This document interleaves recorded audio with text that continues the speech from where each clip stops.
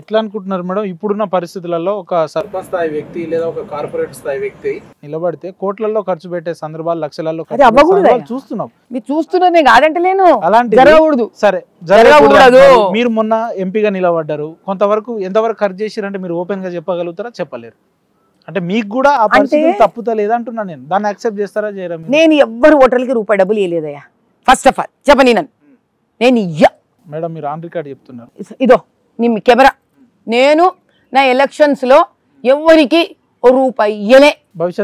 భవిష్యత్తులో ఒక్కడికొక్క రూపాయి ఇయ్యా. మందు, క్వార్టర్, బీరు, బిర్యానీ బ్రాండ్ల పేర్లు కూడా చెప్పు స్వామి. ఇంకా చెప్తారు కదా మేడం ఎలక్షన్స్ కి వస్తే రోజువారీ ఖర్చులకు జెండాలకు. ఎవరన్నా ఇప్పటిదాకా ఏ రాజకీయ నాయకుడు అన్నా ఖర్చు పెట్టినోడు ఖర్చు పెట్టినా నేను డబ్బులు ఇచ్చి ఓట్లు తెచ్చుకున్నా అని చెప్పినాడు అయ్యా స్వామి.